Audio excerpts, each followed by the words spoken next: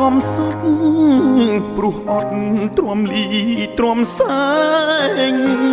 ក្រោមថ្ងៃក្តៅហែងញើសស្រង់ហូតដល់កែងជើងបើយើងមិនសួរតើមានអ្នកណាជួយយើងយកស្បែកអាំងភ្លើងដើម្បីបដូរប្រាំង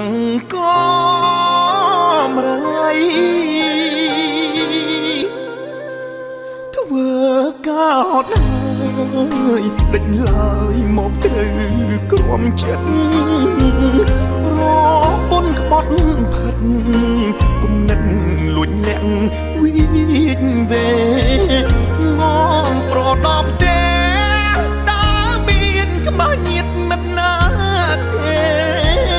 មានត្រឹមចង់អេហេតុអ្វីចង់បាំងដល់មិនរឿងធំប៉ុនភ្នំ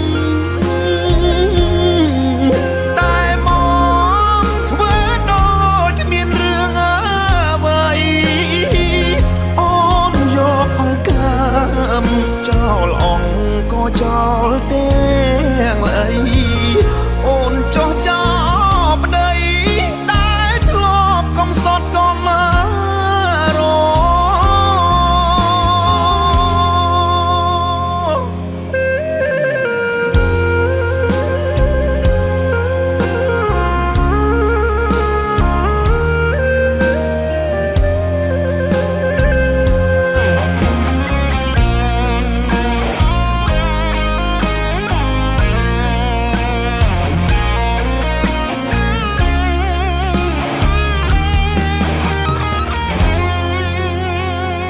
ធ្វើ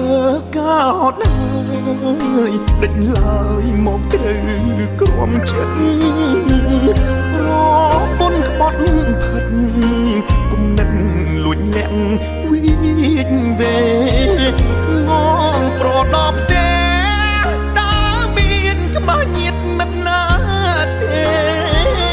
មានត្រឹមចង់អេហេតុអ្វីចង់បាំងដល់មិនរឿងធំប៉ុន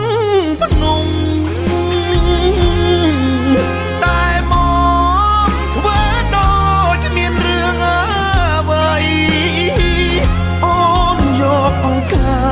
មចោលអង្គក៏ចោលទាំងអី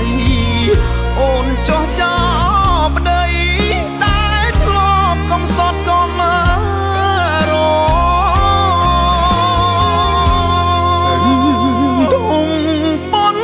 ភ្នំតែមកធ្វើដូចគ្មានរឿងអ្វីអូនយកអង្កាមចោលអង្គក៏ចោលទេ